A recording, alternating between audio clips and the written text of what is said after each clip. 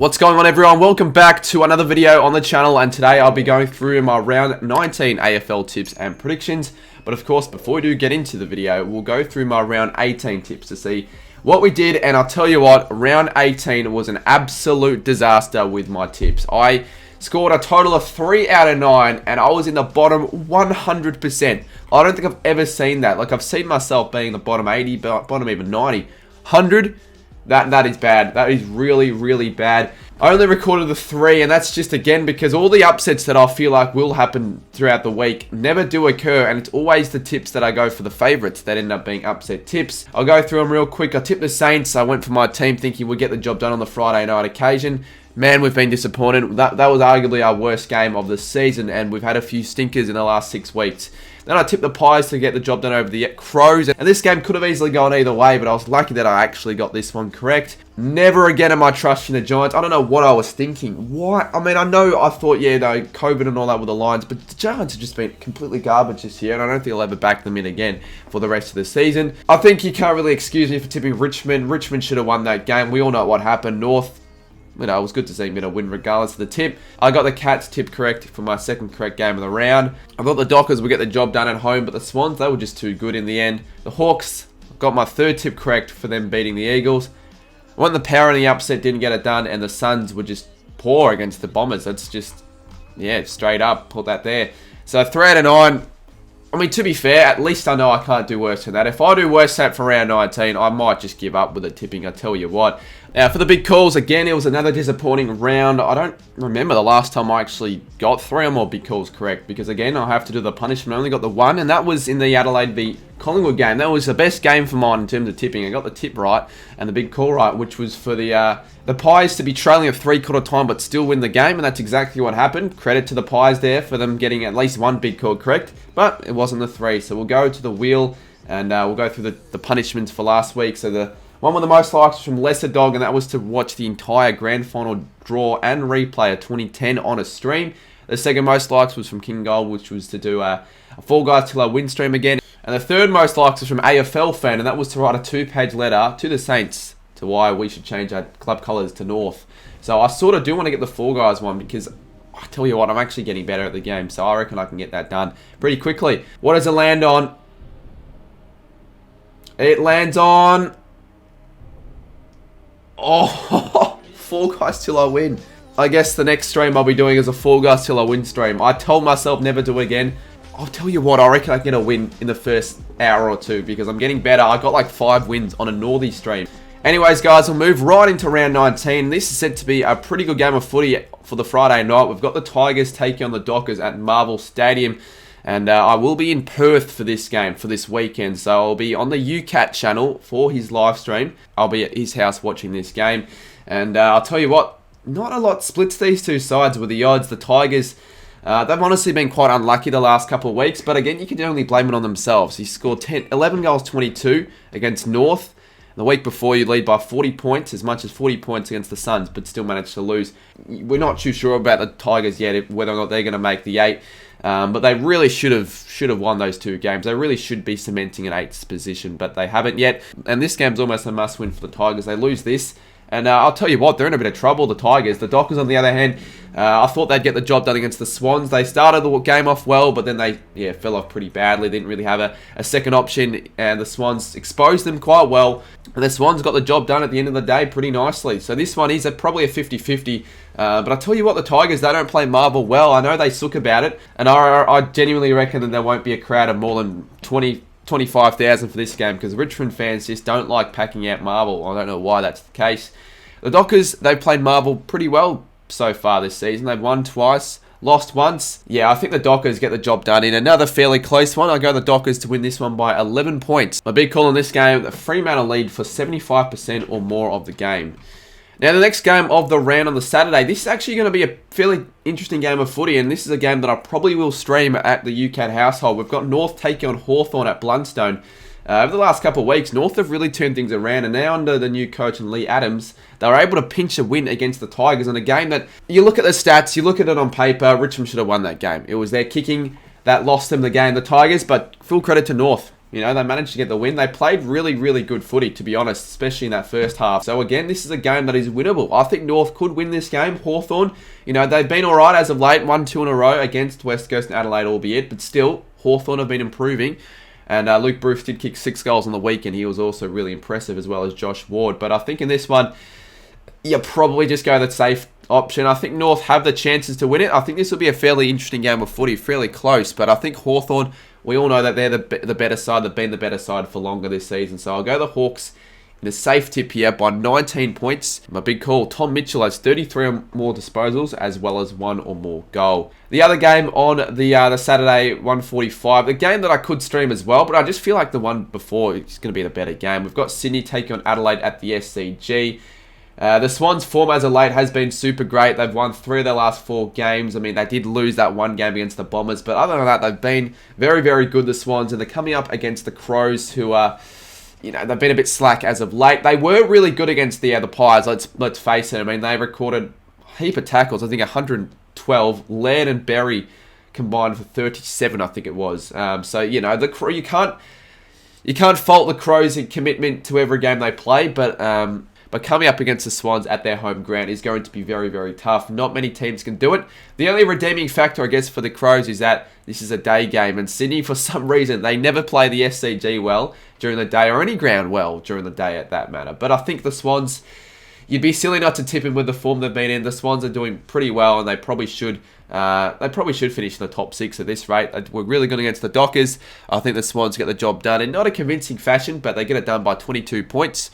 With my big call being that the Swans score 5 more behinds than goals. For whatever reason, the Swans as of late have been very inaccurate. The next game of the round, we've got the Power taking on the Cats at the Adelaide Oval. This could be a hidden gem of a game. The Power, I'll be honest, you know, they haven't been picking up every single result, but they've been very competitive in their last 12 weeks. They only went down against the D's by 13. I didn't watch the game, but it seemed as if they were in the game for majority of the contest, but the D's, I think they sort of took control late, and the Power kicked a couple goals late, but it was just a bit too much for the Power. And the Cats continue their winning ways. They've now won 8 in a row, and they've got to be the form team of the comp. I know the Pies have been getting it done, but the Cats, they've been getting it done more convincingly, like winning by more. In the last 8 weeks, the number 1 for points for, number 1 for points against. I might be wrong on that. Don't at me, but if that is the case, that is where you want to be. That you can't really do any better than that. And I know this game is at the Adelaide Oval. It's a tough task for the Cats, even though they've been great. I still think the Cats should get the job done. It's going to be a good game of footy, I reckon. A hidden gem of a game. But I think the Cats, at the end of the day, should be too strong. And why wouldn't you tip the Cats at this rate? They've won 8 in a row. I'll tip them to win it by 20 points. A big call.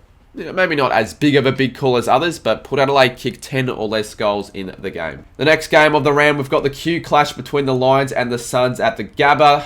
Now, this game could be a good game of footy, you never know, but I just feel like after last week's performances, the Lions, they've definitely got the upper edge. The Suns, they were really disappointing on the weekend. I went to the game, vlogged it, expecting it to be a thriller, and the Suns, after quarter time, they just put 0 intensity, 0 pressure. I think it was their worst pressure game for the year, the Suns, so yeah, it obviously was put on display. It was probably their worst performance of the year, and they'll be kicking themselves because that was a chance to put them in contention for the 8. If they win all the games of their remaining games, they can still make the 8, but it's going to be quite tough now, I reckon, for the Suns. And the Lions, well, they're going about it quite nicely. They got a pretty comprehensive victory over the Giants. They've been a bit shaky, though, as of late, but I think this game they should win.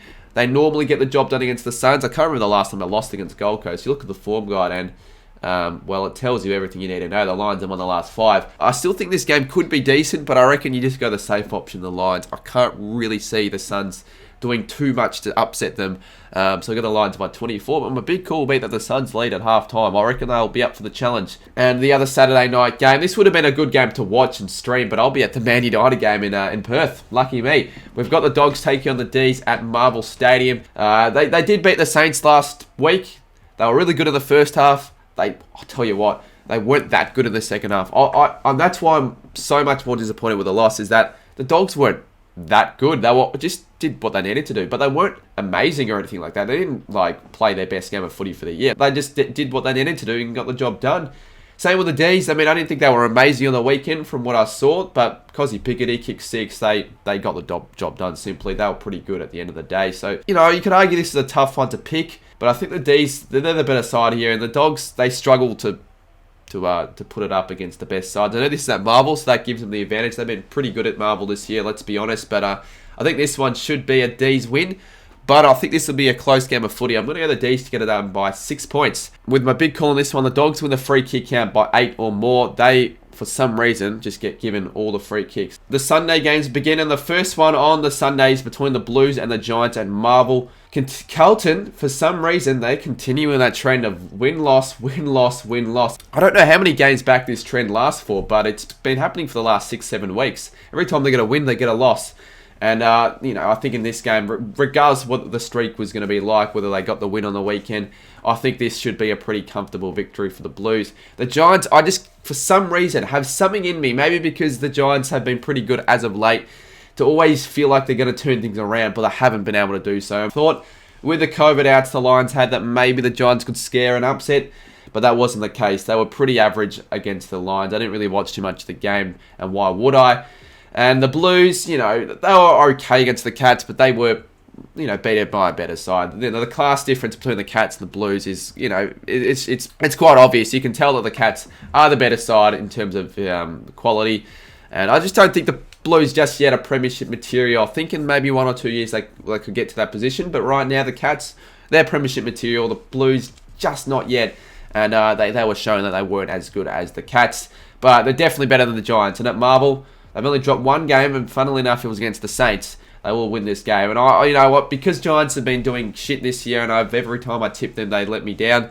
The Blues win this one in a pretty comfortable victory. They win it by 48 points, with my big call, Charlie Curnow and Harry Mackay combined for 8 or more goals. Now, the next game could be the game of the round. We've got Collingwood taking on Essendon at the MCG.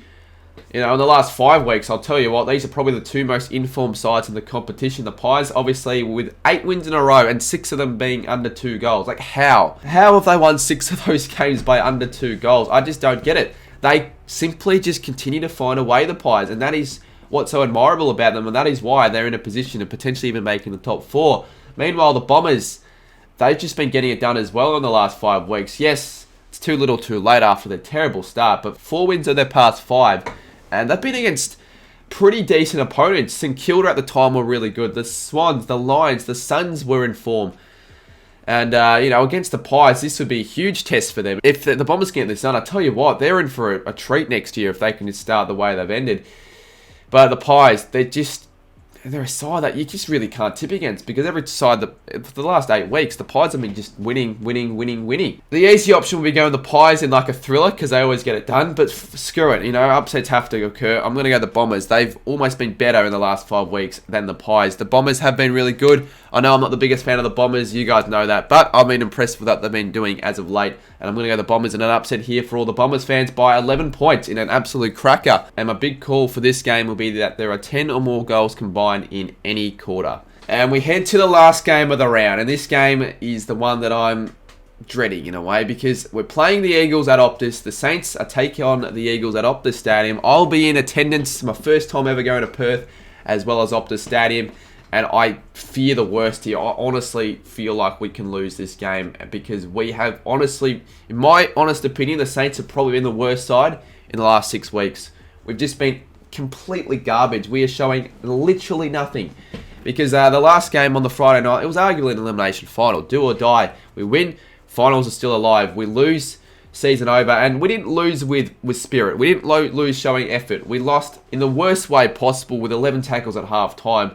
The scoreboard definitely flattened us. We should have lost that game by over 50 points. The Saints were completely garbage on the Friday night. The Eagles, well, again, I think the Eagles as of late have actually been decent. They haven't been picking up as many results, but they've just been better. They haven't been getting smashed, and I thought they were in the game against the Hawks. I was at the game, and you could tell the Hawks were just that class above the Eagles, but the Eagles didn't say die. They continued throughout the game, and they only lost by 4 goals, which was a commendable result for the Eagles. And in this game, because of how bad the Saints have been in form-wise, I reckon the Eagles will be licking their lips going, geez, we're a chance here. I reckon we can get the job done. God, I hope they don't. I really just want to get to Perth, spending $850 and seeing a win. Please, the Saints win. I'm so tempted to tip the Eagles, but again, you just got to go back your team against the Eagles at the same time. I think this will be a good game of footy, though. It could be a thriller. I reckon it'll be a thriller, but the Saints get the job done just by 14 points. A big call. The Eagles lead at half-time. I really hope that doesn't happen, though. I went the Dockers, the Hawks, the Swans, the Cats, the Lions, the D's, the Blues, the Bombers, and the Saints. Hopefully the Saints can get it done. As usual, we'll go through the tipping competition, and I was 1,181st out of 1,191. Before we get into to see the leaders, let's look at who did the worst. Who did worse than me for the round? Because I'll tell you what, tipping 3 was pretty bad. King Shaggy tipped 0. Well, at least I'm not as bad as King Shaggy for the round, but I tell you what, I couldn't have done much worse. Now let's have a look at who did the best for the round, because that's what we're supposed to be here for. Celebrating those who did well and better than me. And there were 7 tippers who all got 8 out of 9. And fair enough, I don't think many people would have tipped the Roos to beat the Tigers. That's why 9 wasn't tipped. We had Nando 96 with 8, Tommy Swan, Aussie I, X-Man 19, Ollie King 18, Cameron G2, and Cap Billy, all scoring 8 for the round, which is quite decent. And then we'll go to the total scores, and we've still got Dino Marino just holding top position with 136, Nick Dacos official with 135, Ryan Marshall's son with 133, as well as this guy, Liam Boldo, and then Ali Marez in 7th spot. He's a chance, honestly, with 132. And still, I reckon it's anyone's to win. It's going to be really, really close at the end of the season to see who gets the cash prize at the end of the tipping comp. But anyways, guys, those are my tips for round 19. Again, hopefully you enjoyed it. If you're watching this video essentially as it comes out, at 6 PM, I'll be live streaming the giveaway results. So if you've entered the giveaway, tune into the live stream because you never know, you could win live on the stream. But yeah, anyways, got nothing else to say. Thanks for watching. We'll see you soon.